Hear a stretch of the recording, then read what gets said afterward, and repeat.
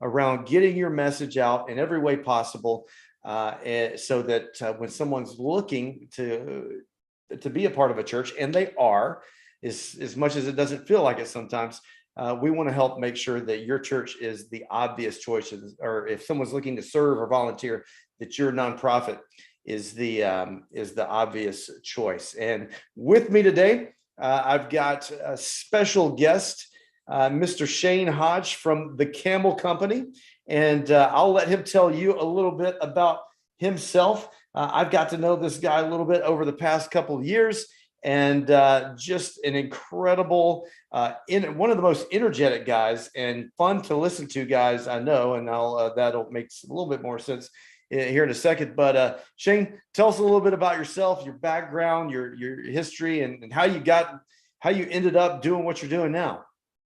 Hey, Jono, good to see you. Always good to see you, my friend. Man, I've always loved that beard, Every time I see that beard, I sit back and I go, I wish I had that on my head. Oh, I appreciate that. I was getting it cut. I was getting it trimmed the other day, and the guy in the chair next to me was like, man, I've got serious beard envy over here. But he had a really nice head of hair. And I'm like, well, bro, I've got head of hair envy. So you can't have it all. You can't have it all, but, I don't know if I could grow the beard, but I don't think my wife would sort of let me do it now. Plus, I don't have the patience, I think it gets to the week and I'm starting to scratch, and I think, no, away you go. I want to thank you for the invitation to have a chat today. We've got some exciting stuff and lots of stories and good questions. Probably as you said, let me explain. I'm the CEO and co-founder. My wife's the other founder of the Camel.co. And we started in officially 2013, but we were in this business probably 2 years before that. And what happened was that I was selling mobile websites in Australia, and we sold a lot of them. I think we sold close to 3,000 in about 18 months, and we did it all door to door, right? And we needed a team, a fulfillment team, to help us out. And I'd spent 25 years of my life in Asia and in the USA, doing business development. I was preaching as well. And I come over to the Philippines because I knew the Philippines well, and we had a team or two in mind over here. And my wife, who was not my wife back then, she was running one of the crews, and I was here for about 2 weeks, and I went back to Australia. I couldn't stop thinking about this girl. So I ended up getting back on a plane and coming back over, and the rest is history. All right. We started the Camel. There was only the two of us. I'd sell websites, and my wife would build them. And what happened was we knew that the business was changing, that mobile websites were great, but what was going to happen was one URL, 3 different views: desktop, tablet, and mobile. So this was back in the day when everyone was having to build a separate mobile version for their website. Yeah. And they had a WordPress website, or they had Drupal or whatever. And we were working with a company called GoMobi, and we were tacking it on to the WordPress site. And it worked, Mm-hmm. But you just knew the game was changing, that mobile was growing so fast. But you needed that one URL. You needed that adaptive website. And we looked and we found a company called Duda. And so we joined up with them. But what happened was, as slowly but surely, we stopped selling our own websites and we started making websites for other people.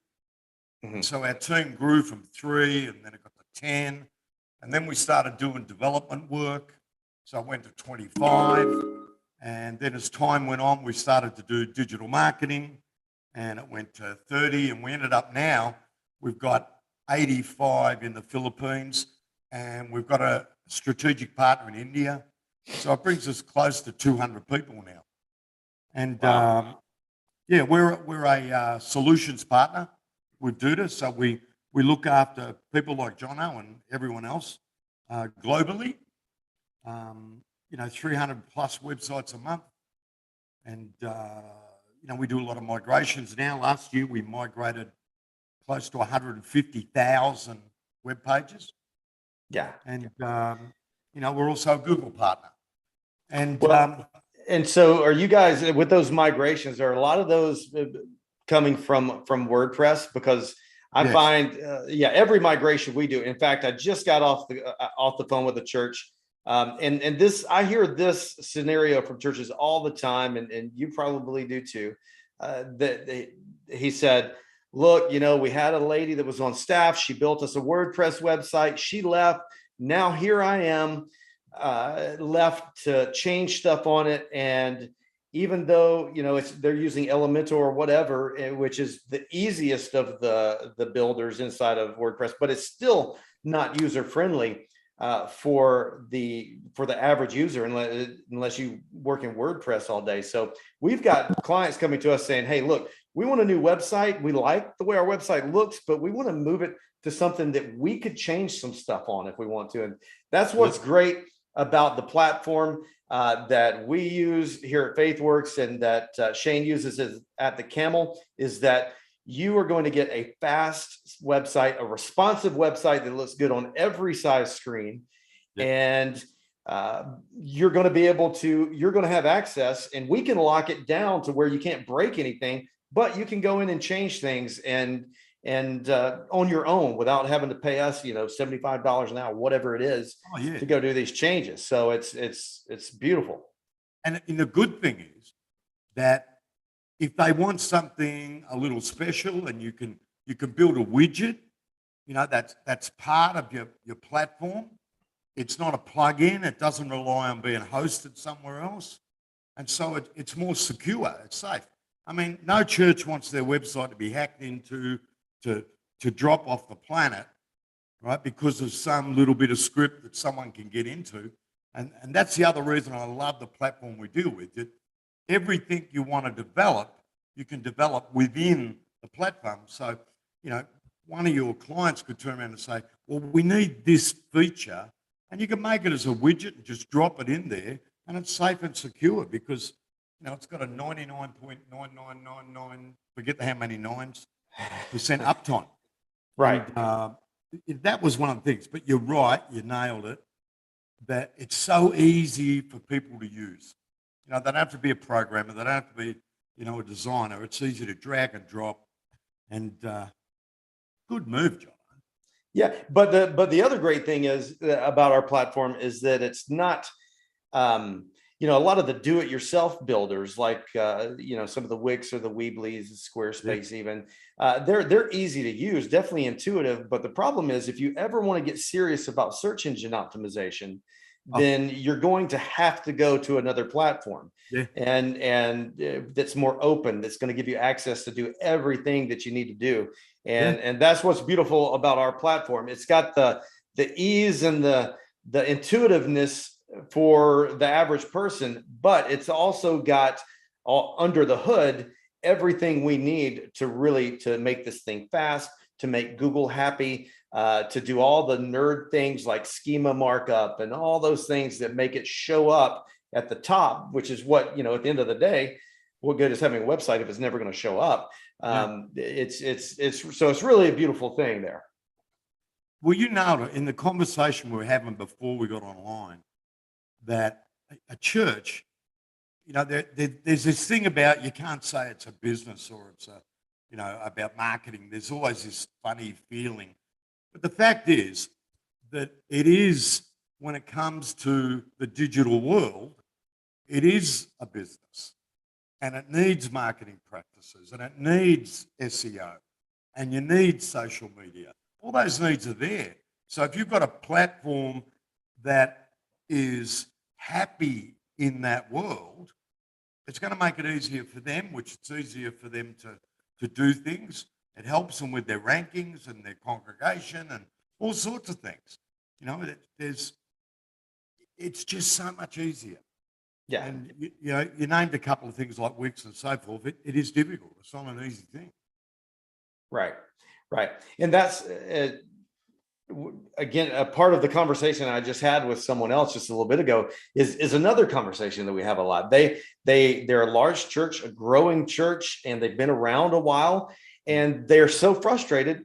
And it's not a pride thing, but they're like, as long as we've been around and as much as we're growing, how are we number 7 on the Google local maps? And I said, because that has nothing to do with showing up on Google Maps. That Google Maps doesn't care how big your building is or how many people are attending on Sunday morning. You've got to play Google's games. And I use it at my house. There are, if you search church near me, which is searched on average 27,000 times in my state alone, just church near me. In the state of Florida, I was looking at it, it's like 65,000 times a month. Google tells us, take that with a grain of salt. But anyway, if you search church near me at my house, there is an amazing church, a guy that I went to seminary with, right down the road, probably 2 miles, and they're like number 11 or 12. And the 3 churches that show up in the map pack, that map pack where you want to be, just like if you're looking for best, Chinese food near me or best electrician near me, people are searching best church near me. And the top 3 in my area, 2 of them, I've lived here in my entire life, and I could not tell you where these 2 churches are. I've never heard of them. I think they were maybe house churches, and they don't exist anymore. And then the other one is the old Methodist church that's been here since the Protestant Reformation. And so they're just kind of showing up. But I tell these guys, like, look, because your website plays into that. Google factors in the quality of this website over here. How user-friendly is it? How does it look on a phone? How fast is it? How close are the buttons together? Can everybody get there and get what they need? Oh, there, my camera froze up. Pardon me. Can everyone get on this website and get what they need to know quickly and easily? Because otherwise, they're going to bounce to a different website. Yeah, it's crazy. It's you nailed it. Like that's amazing. It's a huge church and you didn't know it was there.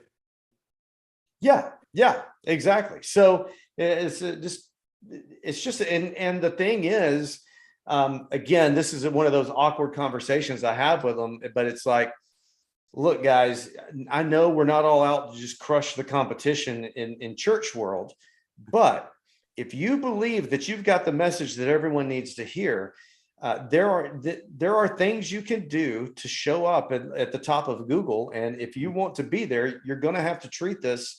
We're going to have to go at this from a marketing standpoint, and you're just going to have to do it. And if that's important to you, and it's becoming, I think since COVID, I think it's become more and more important in guys' minds. Like, we need to show up. But you think about it, John. If Jesus was around now, do you reckon he wouldn't use social media? I'm pretty sure he would be posting. Can you imagine the TikTok videos? I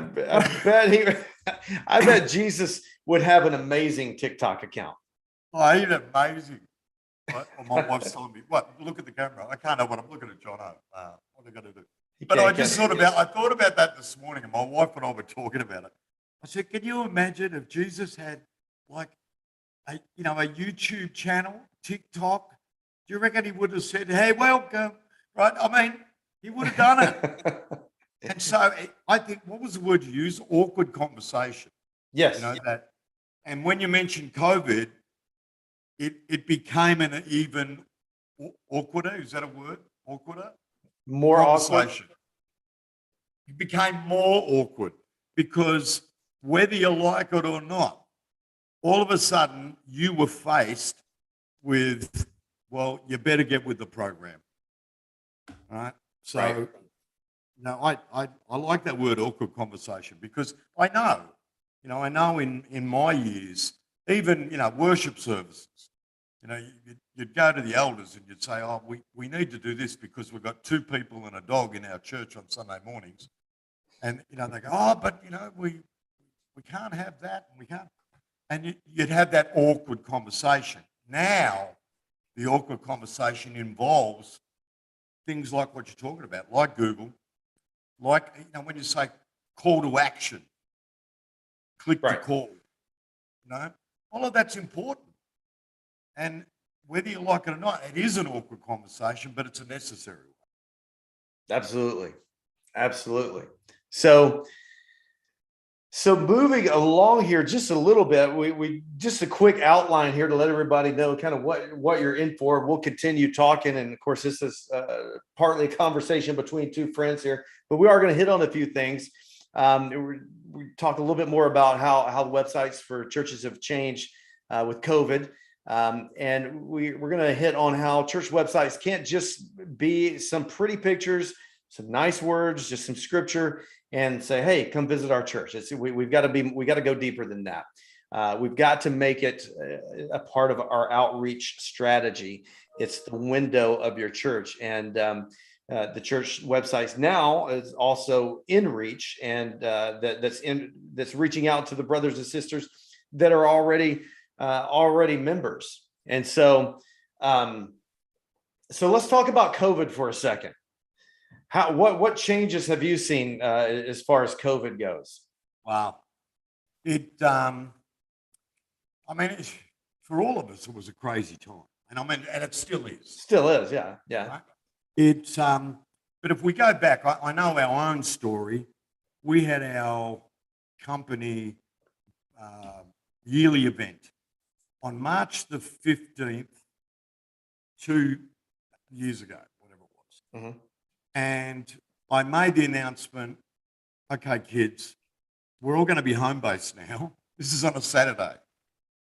And then Sunday, we had trucks and vans and things moving computers, setting up cabling in 85 people's houses. Right? Wow. And on the Monday morning, we're a home-based online business that we've got to do business with the world, and we're not all going to be together anymore.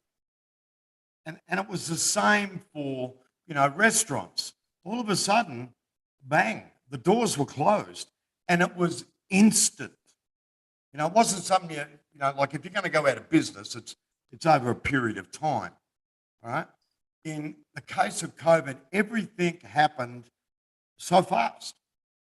And all of a sudden, a restaurant that relied so much on, its website was all about pretty pictures. It was themed around ambience. It was, really just selling the fact of getting you inside, booking a table, and sitting down and eating. That's the way the website was geared. Right. And then you had things like gymnasiums. And it was all about state-of-the-art of equipment and, pictures of people with big muscles and veins sticking out of their body as they stood beside some bench press, right? It was all about getting people into the building. And church websites were exactly the same. That there was pretty pictures on the front, and it was all aimed at one thing, to get you to go to the building, right? Yeah. And overnight, that wasn't going to cut it anymore.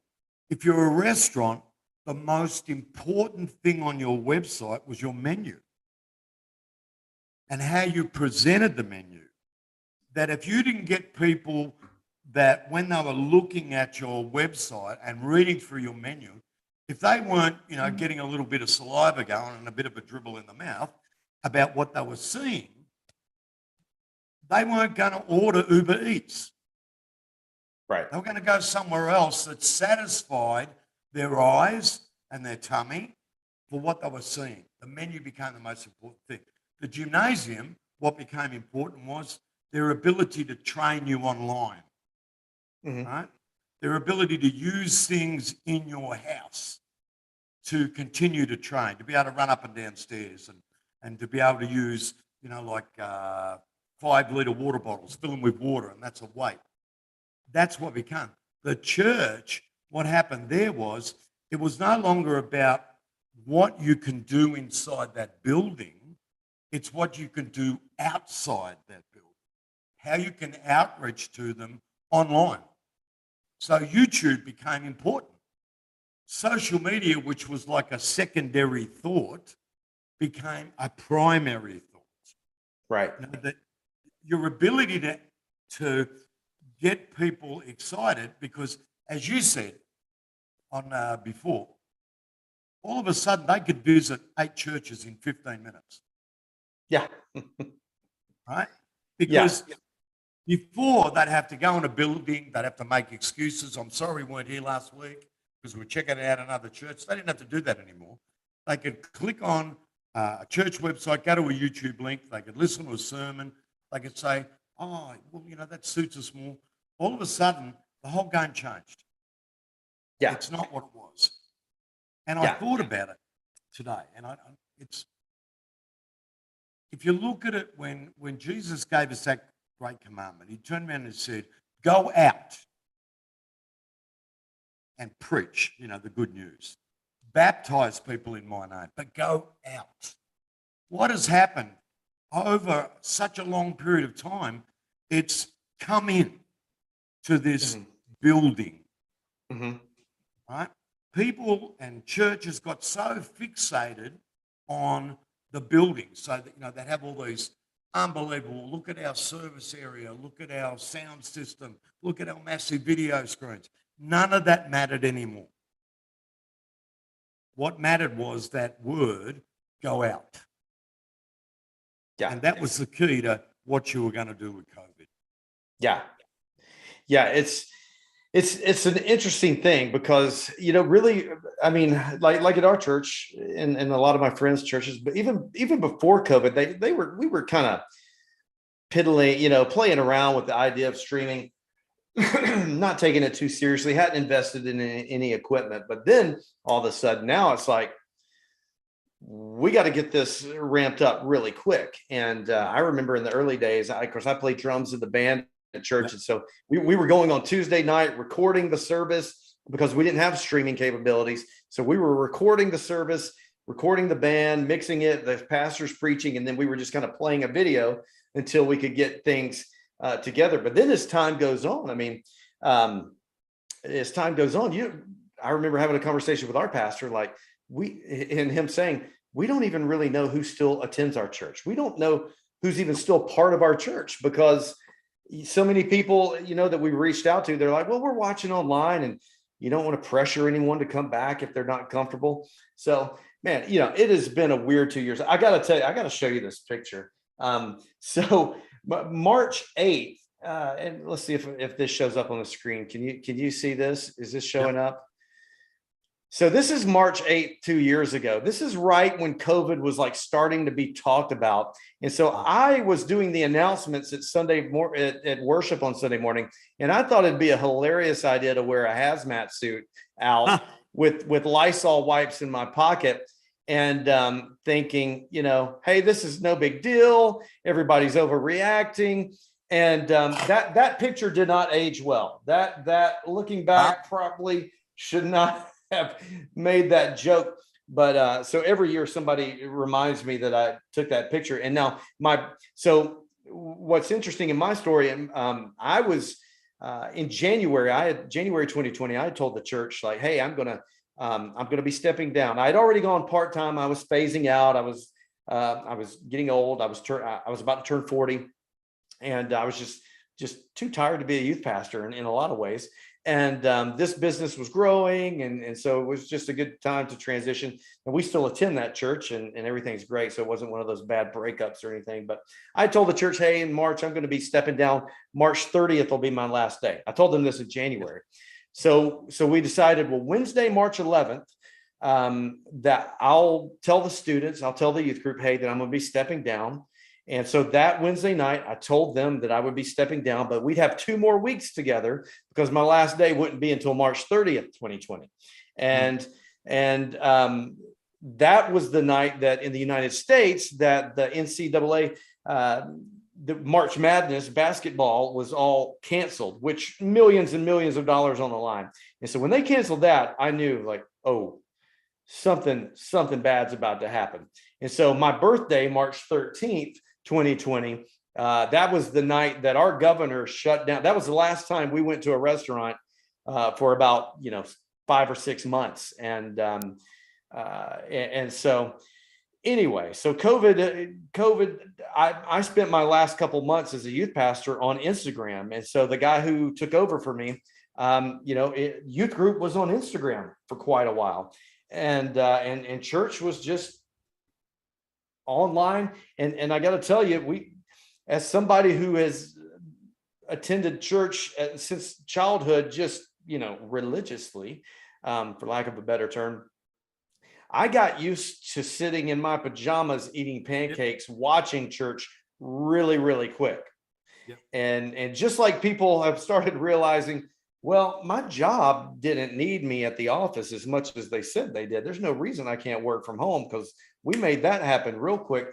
I think in our minds too, pretty quick, we went to, well, I can be a part of the church and just stay at home. Now, there's an argument to be had for fellowship and interaction and relationship that we're not going to get online. But if, for somebody who's just checking things out, that's going to be the first place that they look. And I guarantee you, in fact, I could almost prove it. We're running a campaign for our church, and we're doing this for several other churches. It's a plan your visit campaign. And we run a Facebook ad with a lead form, and you give your name, email address, and phone number. And then we hook that into our automated platform, we call it Reach Up. And we've set up a series of automations that they meet. Well, about 30 seconds later, they get a text saying, hey, this is Pastor, my pastor's name's Ken, says, hey, this is Pastor Kim. We just saw that you signed up to come see us this Sunday. Can't wait to meet you. And then we send them a voicemail, and then they get an email a day later, and then they get a couple more text messages. But I'm watching those. We've had, we just cranked it up a couple of weeks ago. We've had several people commit to attend, but several of them have said, well, we're going to watch it online this week, and then next week we'll be in person. Yeah. And so I'm pretty certain that people are checking things out. People are checking out churches' services via the website, going and checking out the website before they ever will commit to attend, because now they can see.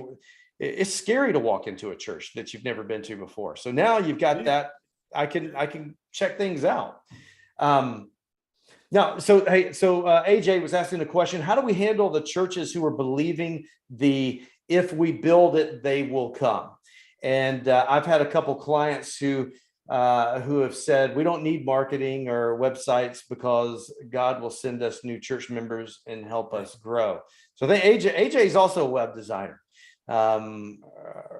Right, AJ? I think we're in a Facebook group together. And yeah, what would you say to that, Shane? Well, it goes back to what I said before. Jesus never said, well, sit back and wait and they'll turn up, right? He went from town to town, house to house, and the announcements were coming before he got there, right? There was no waiting, right? And if anything, there was marketing in that, right? He was promoting. Other people were promoting, right? It was he had a great message that people wanted to hear, and people heard about it, right? It's the same with the church. The fact of saying, well, we're just going to sit back and they're all going to turn up, ain't going to happen, because it's never happened. It's something where you've got to make some noise. We're here. And in this day and age, how do you make that noise? You do it on social media. You do it with the things that you mentioned before. That, some people, they might come to a church, or they might look online now, and they need to know that you love them. And how do you do that? You send a text message. But if you can automate that, if you've got lots and lots of people visiting, it's something you have to do now, right? Yeah. That whether you like it or not, it's not just a matter of, well, they're just going to look at our website and they're going to say, well, that place looks really nice and looks like it's happening. Let's go and visit it. But it doesn't mean they'll stay. It doesn't mean they'll go, because, as you said, they're looking at 8 other places on what suits them. So you've got to use all the tools that are available to make sure that they find themselves your home, which is where you are. Yeah, I've I've dealt with pastors saying that. I would say to the pastor that or the church leader that says, "Look, we don't need a website. God will send us new church members and help us grow." That just kind of goes against the Great Commission, where Jesus said, like, you're going to have to go out. Paul said you've got to do the work of an evangelist. Even if you're not an evangelist, you've got to do the work of an evangelist. So I want our website to be part of doing the work of the evangelist, because it can, which sounds really strange, but our websites can be an evangelistic tool. And so, to me, this is probably too strong of a word, but that just sounds like somebody being lazy. God's just going to send people to us. That may have worked in the 60s and the 70s in the United States, but maybe even the 80s, but that's not the case anymore, especially where I am. And I'm in the South. AJ, you're in Louisiana. So, we're down here in the Bible Belt. And so if there's anywhere that would work, it would be here. And it doesn't work here anymore. That's just not, people aren't just, now, people are looking for a church. There are a lot of people who are looking for a church. Now, I would say a good many of them are probably just mad at their other church, because we've got this consumeristic thing going on where when people are mad about something, well, there's one a mile down the road, I'll just go there, and so that's not super healthy. But I do think there are a good many people who are looking for churches, and they either maybe they grew up in church. I know I saw a message come in from someone from one of the Plan Your Visit campaigns, just sharing that it was really it was a message of someone who sounded just looking for hope. She, saying, "Look, I've got these two teenage sons. I'm not really sure how to even have faith. I don't know what that means, but I want it." And she's going to be a part of our church Sunday, hopefully. So I think people are seeking out truth. And so when you've got people like that, who we know there are people looking, and for you to just sit there as a pastor and say, well, God will just send them. No. Well, no, he's going to send them to somebody. He's sending them somewhere maybe, but it ain't going to be your place. It's going to be somebody who's going to take care of them. Yeah. And cares about them. And do you think that the person that's sitting there looking for hope, as you said, don't you think that they're going to sit back because they're conditioned to do it? They're not going to type in that little bar looking for hope. They're going to type that in. And they're going to be looking for a place that's going to give them hope. Yeah. So your website now, which is the we call it Shopfront, right? But your website it's got to convey that message and demonstrate, if you're looking to hope, you come to the right place. Right? Because someone is going to be guided there, but there's going to be 8 other choices on where they're looking for hope. So, it's a good segue into what needs to change. Yeah. But I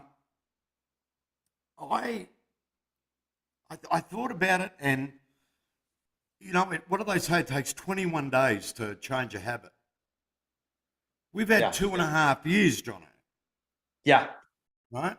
So if people think that, it's okay, we're going to go back to the way our website used to be, or there's no need to change, sorry, that's not going to cut it. Because that person who is looking for hope or looking for a different style of hope is going to do what you did on a Saturday morning, and that's sit back and visit 8 churches. Yeah. Right. So your website has to be set up for that now, and there's no going back. Right. Because that's how people, when they're looking for hope, looking for a congregation, they might have moved town, because so many people have moved now, right? Because there's no jobs where they are, and they've got to go to another town, or their kids have got to go to another school. A lot has changed. So thinking that it'll be cool, God will send them, No, because so much has changed, and it's not going to go back to the way it was because Right. people have been conditioned Yeah. over this last 2.5 years. Yeah, 100%. Even as churches have opened back up, it's funny. You'll see you'll see like I know church members who have said, "Well, we're just not ready to come back yet." And it's like, yeah, but I saw pictures of you and your family at Disney last week. Like what, so it's like it's still even easy to use COVID to justify in your head. It's to sit at home and even I've talked to pastors. I remember one pastor saying, "Man, we got so many people just standing out in the hall. They don't come in until like halfway through the worship service." I was like, "Well, the worship service is on like 15 TV monitors in the hallway, and there's coffee out here. Why would they go in when they're drinking a cup of coffee, can kind of hear things? Like, it's like you can't. We've conditioned them, and now we didn't condition everybody to stay home on purpose. We had to meet them where they were, but at some point we've now got to retool things and use the online service for outreach. But I do think eventually we do want them to be a part of the fellowship and build actual relationships. I don't think we want to end up with a metaverse church. However, on the other hand, I think about people like my dad. My parents divorced when I was 2, and I went to my dad's house every other weekend. And he had some major social anxiety. So every Sunday morning we would get up, we would go to Burger King, and we would get our breakfast, and we would come back and we would sit at the table. And I'm in Atlanta, Georgia, and there was a church called Roswell Street Baptist Church. Dr. Nelson Price was the pastor. And every Sunday morning my dad did online church in the 80s and before anybody else did it. But it's because the idea of him, he wanted to be a part of a church, but the idea of him going into a crowd of people, he just could not emotionally handle that. So, that's not everybody, but there are, I think, a lot of people who, man, they're probably just never going to be, it's going to be a long time before they could come into a church full of people for whatever reason. And so the cool thing is that a lot of churches are now meeting people where they're at with whatever issues they've got going on. But like you said here, the church website can no longer be some pretty pictures and just some kind words. Some things need to change. And so that kind of leads us into the next idea here is it's a mainstay of outreach. Your website's the window of your church, the work you do, how you can help, the message that you bring. And it really must be a true call to action for those that are looking for help or a new place of worship. And I think that's good. I think that's good stuff. I think I see a lot of bad websites when I look at churches' websites, and I look at 3 or 4 church websites every day. So I don't know about you, Shane. I don't want to be critical of everybody's websites, but most of the guys I talk to when we get on a discovery call, they'll say, "Hey, man, our church website's terrible." And so they need, at least they're honest, yeah. But they definitely need some help, no doubt about that. I think you got to look at it. It's like when you're doing a business website. We always say, don't design the website for you, right? Design it for who you want to book and buy. So in the case of it now, if you were sitting with a church group and you were having a discussion about a new website, I'd be saying the way we've got to look at it now is our potential person looking for hope for a new congregation, whatever, is sitting at home on the sofa. Yeah. How does our website appeal to them? What do they want to see? Because they're not going to make that decision like they did before. Well, that is the closest church. Right. I'll go to that one. Yeah. They're going to watch several churches online over a period of weeks and make the decision. If they do, they might still stay at home. Which one am I now going to be my new home? Which one? Yeah. So your website has to convey all that stuff. So when we're talking about a business one, we say it's got to have that call to action to make people book or buy, right? So in a case of a church website, it's got to have that call to action that it gives them hope and it satisfies, encourages, educates, and fulfills their needs rather than just a bunch of pretty pictures and, well, this is last week's sermon and we'd really love it if you visit us and if you'd like to donate, it'd be great. You said something one time, it's probably been a couple of years ago. It was in a Facebook post and it stuck with me and I use it in every website call I have now. But you said that, look, we're not trying to build an art gallery about how amazing your organization is. This is not a shrine to your business. And I use this a lot with our other agency that deals with, it's not churches, and again, I've kind of pulled away from that, but these guys, come to us like roofers, they want pictures of all of their trucks and all of their staff and I'm like, you're just trying to build an art gallery about yourself. Look, no one cares about that. They don't. They want to see that, does this company do what I need them to do? Yep. Are they legit? Do they do it for people like me? Yep. And where I am? And have they done it for other people like me? So we need some testimonials on there. And I think with churches too, specifically churches, one of the main thing that's going to keep someone away is not feeling welcome. The main reason people leave churches is usually not theological debates. It's because no one talked to them. And when I was a youth pastor, that was the thing I drilled home. I was like, look, if you guys are snobs, no one's coming here. But you put up the mega church with smoke and lights and everything and $1 million budget and bounce houses in the parking lot. You put that one right next to a small church, doesn't have all the panache, and you fill up the small church with nice people and the mega church with snobs. And I'm not saying mega churches are full of snobs. I'm just saying that people are going to go where people accept them. That's why people join gangs, people just want to be loved and accepted, and they're going to go, forget the hazers, forget the light show. They're going to go where people are nice to them. And I think that that's one of the first things we need to convey in our church websites is that we are nice people and we are saving you a seat. We are ready for you. And so because I see this a lot of times on church websites, it's a picture of the building. It's a picture of some kids that are together, whatever, which seems cute. But what that says to the person, the parent's like, well, my kid probably doesn't know any of them. I wonder if they're going to know anybody. And so we've got to figure out ways on that homepage. And what I tell everybody when they bring a photographer in to take pictures for the website, get pictures from the perspective of someone in the church. Don't go get up in the balcony at some weird angle and take this weird picture of the worship service where no one's ever going to be.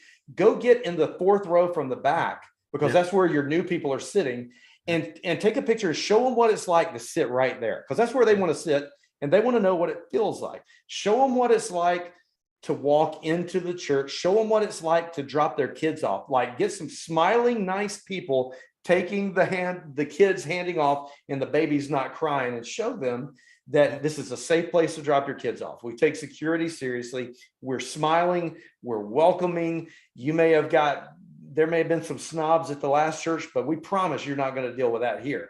And if we can convey that on the homepage at the beginning, because people, when I look at Google Analytics, we're lucky if people spend a minute and a half on a website. Yep. So usually less. And so they're skimming this page, checking it out really quick. They're going to go look at the pastor, because for whatever reason, they want to see what the pastor looks like, I guess. That's always the second highest visited page. And then they're going to go look and see the service times And if they've got kids, they're going to want to see what you've got for their kids. Yeah. And look what you just did. In 5 minutes, you gave the exactly what's going through the brain of someone sitting on their sofa who's looking for a new home, who's looking for hope, who's looking for where can I take my kids and I'm going to feel comfortable. I can remember back about, I don't know, 20 years ago now, we started up a little church in Malaysia.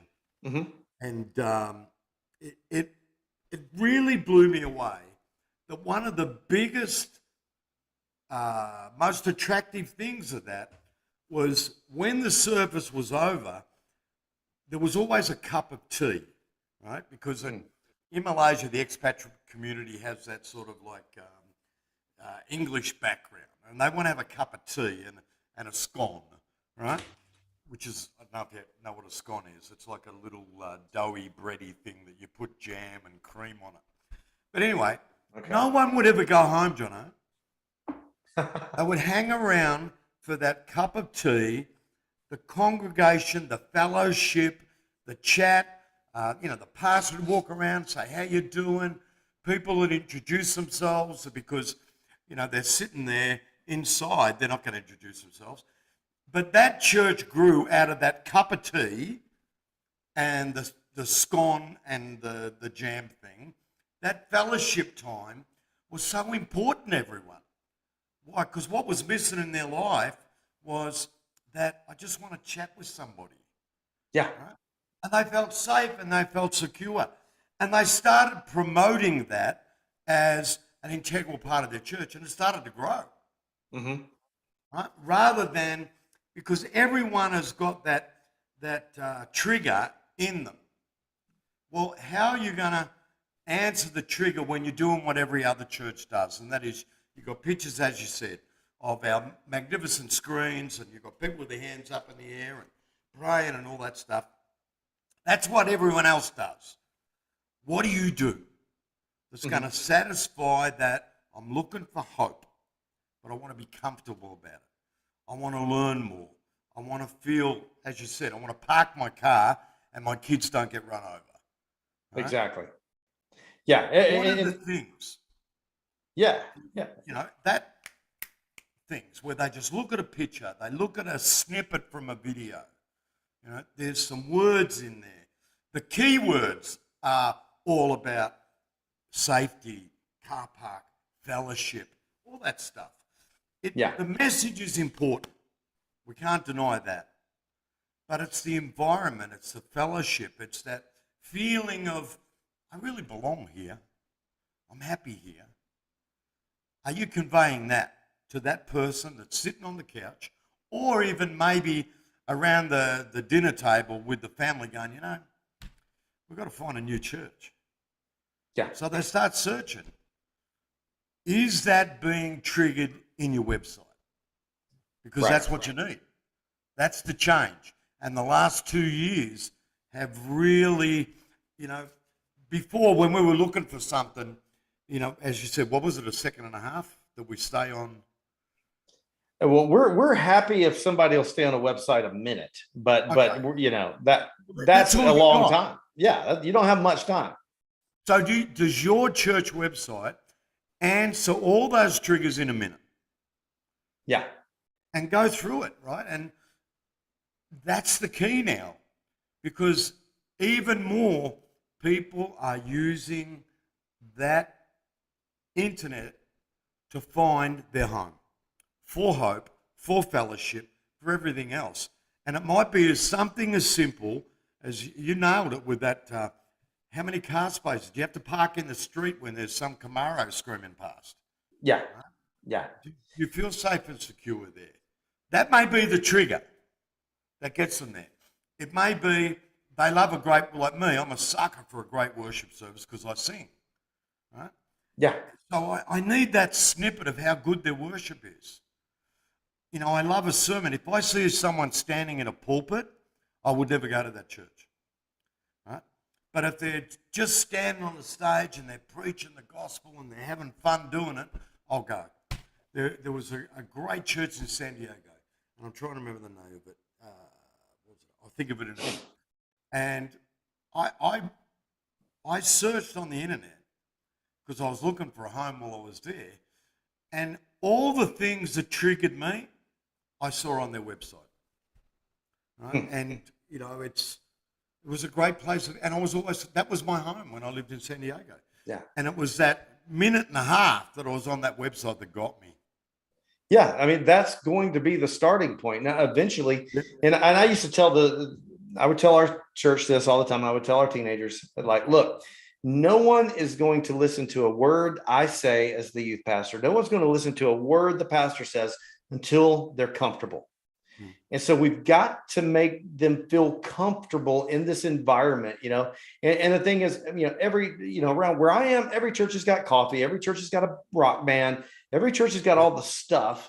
But what sets different churches apart is involvement in their community and very good. And just how inclusive they are. Are they just genuinely nice people? And am I going to have to walk in and like just stare at the posters on the wall, or am I going to walk in and get like annoyed by how many people just come to me, and is it genuine? And so it starts with the website. We're going to convey who we really are, get a feel for it, and then hopefully transition them from just an online kind of viewer to in-person attender, and that's really that's the goal there. Now, so there's a question from AJ here. Oh man, I just deleted it, but the the Q&A. I'm still a little new to the Q&A box, but I remember the question. The question was, well, let's see, I can go over here and answer. There it is. Other than a website and SEO, what would you say a church has to have to be successful online?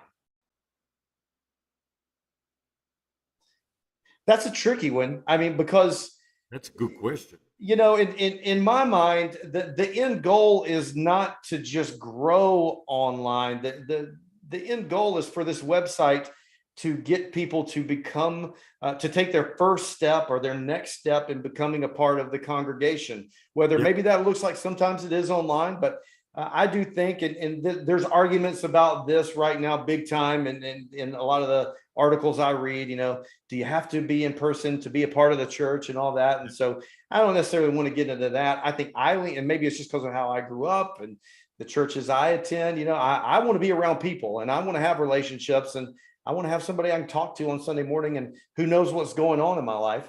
Not to say you can accomplish that online somehow, and there's tools for that, but so that being said, to be successful online, if we're talking just strictly online and we're not going to focus on moving them from online to in person, then I would say successful online, there's got to be that element of them somehow engaging and feeling more connected than just a spectator. How can you take someone who's a member of an online congregation?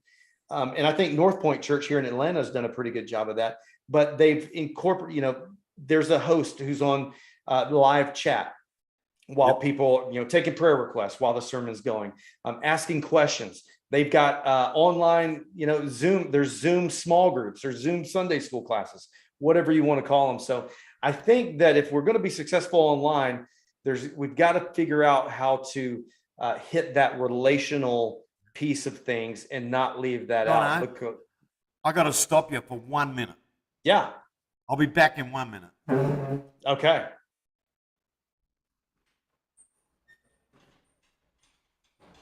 He's leaving me for 1 minute. So I'm going to keep going. So hopefully, AJ, was that helpful? Hopefully that was helpful. Now, as far as, because the first thing that popped into my head though, because I am kind of a gadget geek and a tech nerd, to be successful online, the first thing that I was kind of thinking was like equipment, streaming equipment. And so the question would be, do do you have to go invest a lot of money to be successful online? Because I've seen both extremes, and so I think maybe somewhere our church does an excellent job streaming. We had someone donate because they wanted. We had someone donate who they couldn't come to church, and so they wanted to help be a part of making a really excellent online streaming service. And I love it. I think it's done so well. We've got great cameras. We've got great volunteers. We've got a full control, production room with, several, like 6 monitors. And so, we've got the whole production in there, the video guy, the video switcher going, all right, camera 1, go. Camera 1, all right, camera 2, you're live, and go. And so cut to the drums. We've got all that stuff going on, and it's excellent, man. It is done well. Our church does a great job. And so, if you are at home or you're on vacation, that's the other cool thing about the online service. If you're on vacation, then you're gonna be able to stay somewhat connected. But do you have to have $20,000 worth of equipment? Because most churches don't just have that sitting around, and didn't have it sitting around at the beginning of COVID. And then as giving, some churches lost a lot of givers during COVID. And so, but on the other hand, and I just do this a lot of times on Sundays. I follow a lot of churches on social media because a lot of they're my potential clients, and I'm just checking, just trying to learn, see what other people are doing. And so I see some really good streaming services, and but then I've also seen somebody in the front row holding what appears to be like the first Android ever made, and streaming it live and shaking, and you can hear them breathing, and the audio is terrible. In fact, the video quality can be poor if the audio quality is excellent, but there's nothing worse. But it doesn't matter how great your video quality is if the audio is terrible. So, I would think we do need to upgrade from someone holding an iPhone 4 in the front row streaming the service. But we don't necessarily have to go out and spend $20,000 on Red cameras either, and to go the other extreme. So, but yeah, AJ, shoot me a message on Facebook, and we can hop on a Zoom one-on-one one day, and we can talk about some church tech stuff. So Shane's back, and of course we're getting towards the end of our time. So excuse me, just so our last slide here. Just the last thing we wanted to hit, the church website is also now InReach, reaching out to brothers and sisters that are already members of the family, congregation, online help, study. Just those are some of the elements of a great church website when it comes to InReach. And yeah, we can't just forget about people who aren't at our church yet. We do have people who are there. They're there to be fed. They're there to be shepherded, and we got to take care of them. And the website's a tool that's great for that too. Yeah. Well, you worked it out before. Again, this last 2 years has taught us. Imagine the people were home and they had no access to, they've already been in the church. They've already been part of the congregation. Was the website set up to take care of them when they're at home? Probably not. Was it a community, but online? Did they have the advantage of, okay, they're not just going to listen to a sermon, what other resources were available, right? It's like one of the best websites for this, like them or don't like them, doesn't matter, right? jw.org, right, is one of the most amazing InReach websites because of the way they work with their congregation. All the videos are there. Their ability to minister to other people, all the assets they need are on the website. And I think that's the way you got to look at it, that does our website look after the people that are in our congregation when they're at home? Yeah. If all of a sudden we get locked down again, can we still InReach? Can people still feel connected? Connected, part of the community. Can they still learn? Not just listen to 20 minutes, not listen just, to some recorded worship, but can they learn? Can they feel comfortable? can we look after them by inReach? Yeah. And that's another trigger. And I love what we've done in this webinar. We talked about, does our website answer the triggers? And one of the triggers is inReach.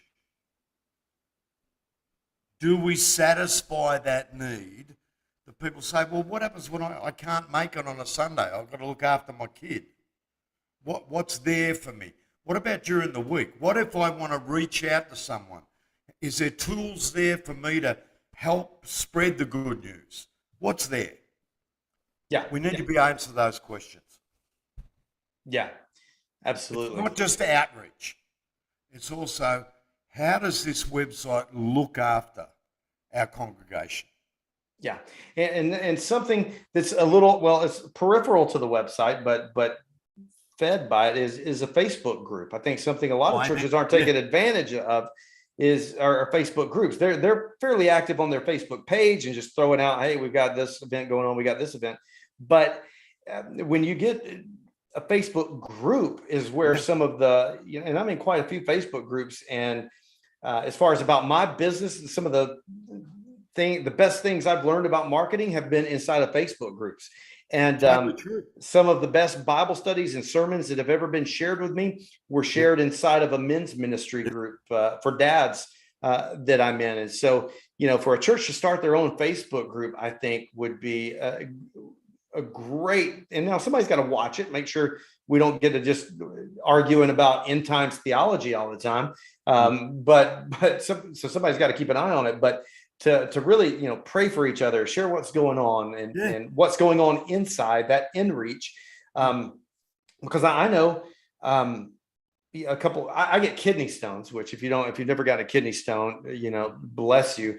But I get kidney stones. And so my last surgery was back in 2020.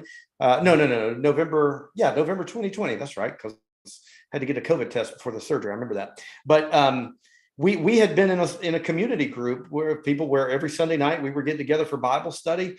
And man, after that surgery, and I'm down for a week, and we have 5 kids, and so my wife's got soccer and crazy stuff. Man, they were checking on us, seeing if we needed. They were helping us get kids places. They were bringing us food, and you just can't get that without some relationship, without some inReach, without being intentional. And so we've got to, as the church, use that website as a tool to let people know that we're a loving place, and then get them in there and take care of them and love them. Yep. Totally agree. And that community feeling, that Facebook feeling, it has got to be use the Facebook with your website. So it's all connected together, and that gives that feeling of you care, you love, you're part of that, because that's what people want. It's another reason you go to church. Exactly. That feeling of belonging. It's another trigger on that website. And that's my favorite thing I've got out of today. What is the triggers in that site? Do you satisfy, and I mean, it's like a summary now, right? Do we satisfy their worship needs? Do we satisfy their ministry needs? Do we satisfy their learning needs? Do we satisfy their car parking needs? Right? Their security needs? That cup of coffee, not just before, but afterwards. Do we satisfy that feeling? That's what that website now has to do. Before, you get away with pretty pictures and all that, and hopefully, they'll turn up on Sunday. Now, no. It's whatever you did with COVID, you've got to continue it. Yeah. Because that's what people are going to need. Yeah, it would be really easy to slip back into some old ways as restrictions lift, but I think we're in a new world, and so but I get it, because I remember, I mean, it's only 3 years ago that I was on church staff, and it's like, man, most church staff members are wearing multiple hats and have got multiple responsibilities, and so now you're thinking, oh, well, now you're telling me I got to manage a Facebook group, and I don't even know what SEO stands for. And you're telling me I need that. And I don't have time. I don't know how to rebuild this website. I can barely add a calendar event to it. Yeah. And so, so I get that. Now, not to be a a shameless plug here, but that's what we do here at FaithWorks. We come in and, take that load off the plate. It's not that, and we can help revamp the website, and revamp the strategy, the online strategy. And so if you're interested in talking with us about that, I would love for you to go to faithworks.link/discovery. If you need a brand new website, we'd love to do that. Shane and I partner on a ton of websites. So I assure you, if you hire FaithWorks to build you a website, you are also hiring Shane as a part of that, because we partnered together, and so he's just an awesome person with an awesome organization, awesome group of people that have helped us tremendously. And so Shane, thank you for being here today. Anything else you wanted to throw in before we land this plane and let everybody go? No, I loved it. I think it was great. And I just, Jono, I feel blessed. I thank you for that today. Well, I appreciate you being here, and it has been a pleasure. And I know it's late where you are, so it's probably you brought the energy even though it's late. So, man, I really appreciate it. I am. And so I appreciate everybody watching on Zoom and on Facebook and on YouTube and listening to this on podcasts or wherever you listen to your podcasts. Thank you for listening. And Shane, thank you so much for being here. God bless you, good brother. All right. You take care. Take care, mate.